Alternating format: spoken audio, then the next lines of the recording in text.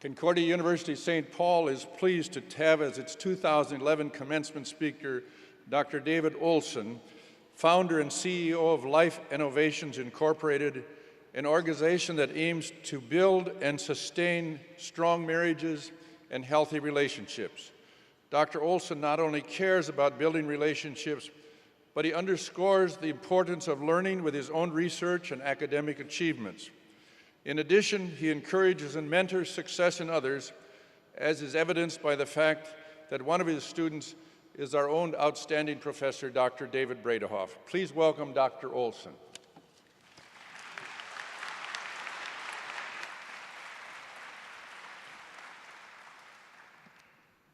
Well, I'm very honored to be here today, and this is an exciting day for you graduates. Having taught at the University of Minnesota for 30 years, going through many graduations, I know the excitement and the achievement that you have made, and I want to thank you for coming here today, and it'll be a fun celebration. My talk is entitled Being Courageous.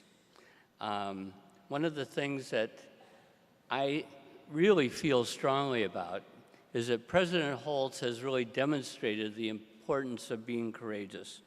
He supports diversity on campus. He has done so much to fire and inspire people in so many different ways. One of the things I learned in speaking with people on campus is that he once lived in the president's home on campus and then gave up that home to create a Minn Center. I think that's truly impressive. A theme across his work is access to excellence. He's not afraid of challenges. And one of the things that he did early in his career was to go to Papua New Guinea. He spent years there working with the native people, learning their language. And here we see a picture of a chief and a wigman. And having been there, my wife and I can tell you that it's a challenging place to be. The plumes in the boys' hats are bird of paradise, which thrive in that country. He went from being a missionary to a visionary. Here, he has done so much for so many students over the years. I did learn an interesting thing about him. He grew up in Austin, Minnesota, and went to high school. I grew up in Albert Lea, which was a big rival. So I was always kind of skeptical of anybody that grew up or associated with Austin. But I can say in the words of Garrison Keillor, President Holtz was a pretty good president. Seriously, over 10,000 students have graduated from Concordia. And he is, since he's been president for 20 years. So he's truly created a legacy that will live on for decades.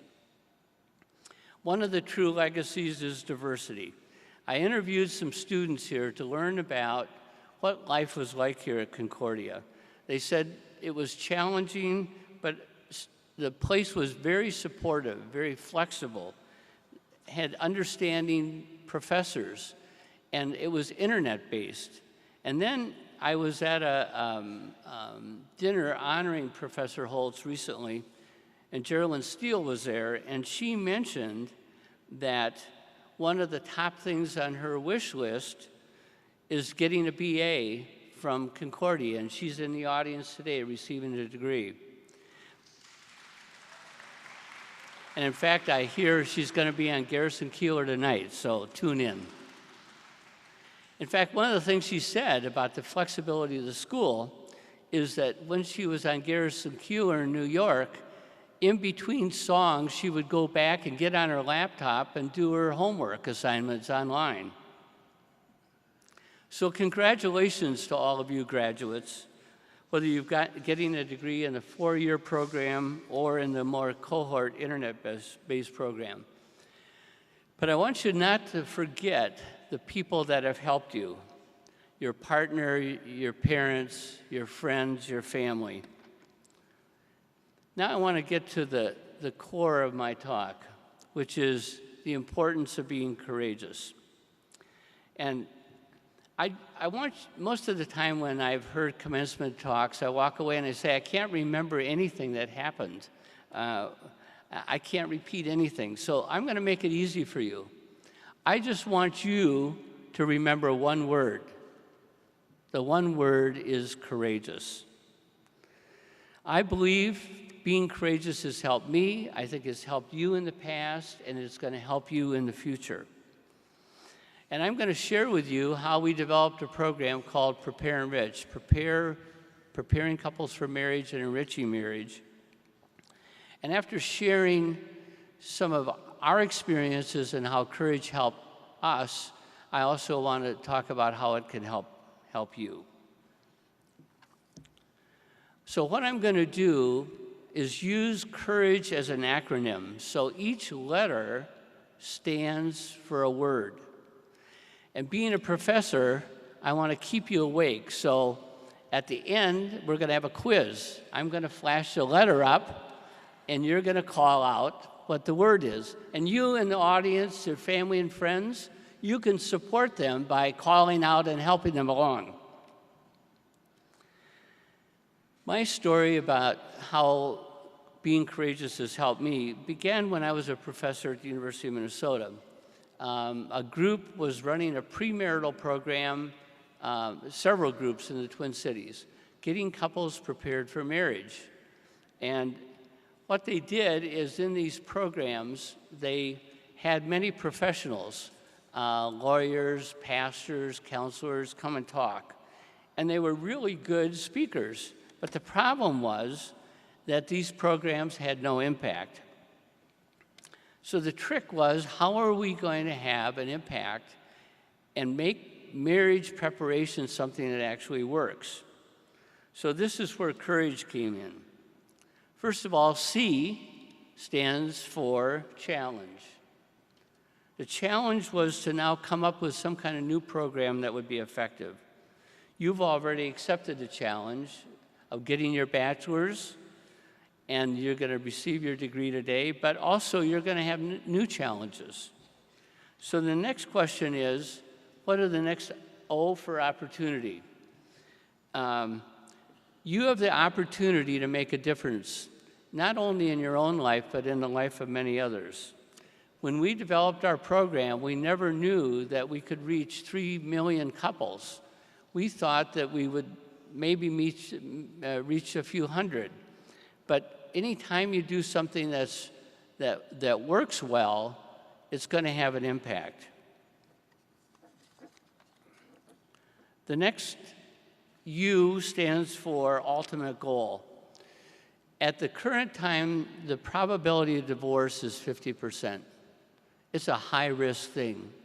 It's more difficult than getting a degree from college.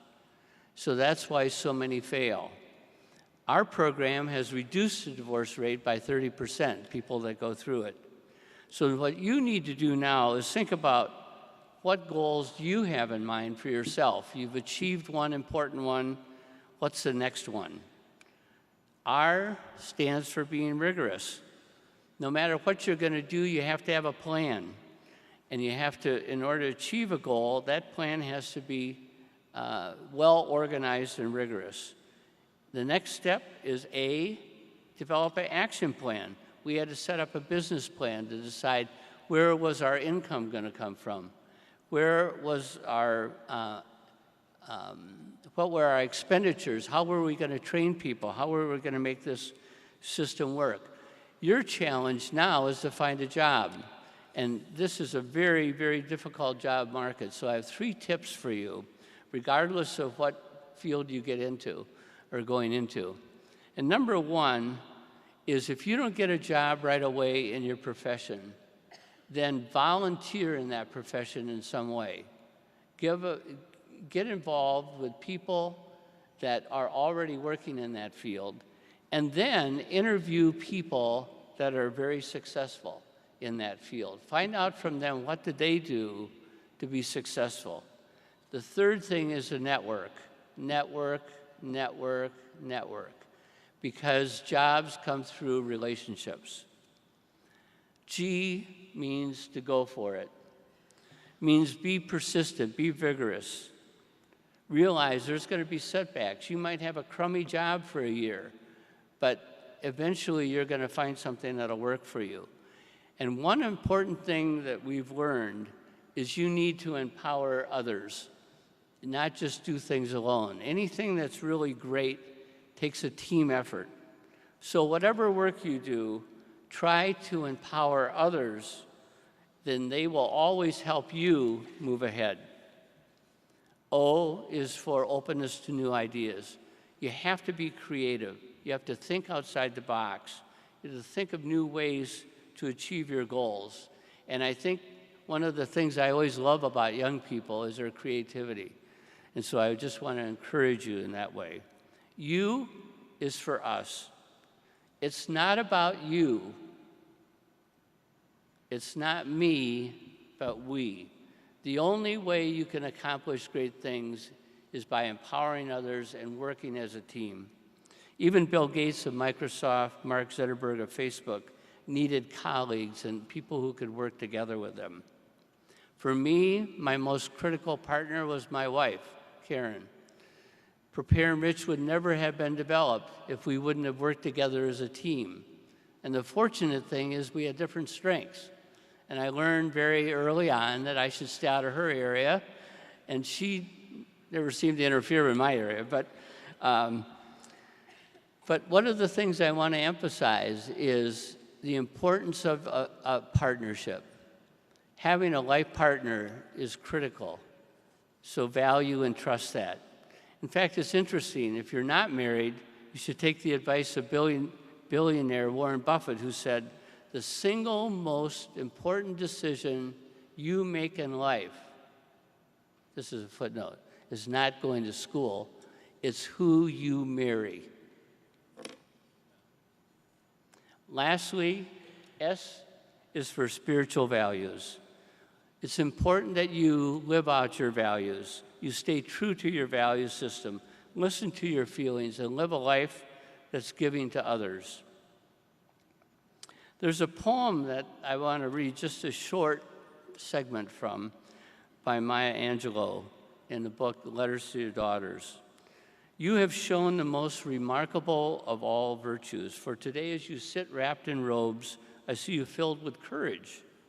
For although you might be bright and intellectually astute, you have had to use courage to arrive at this point.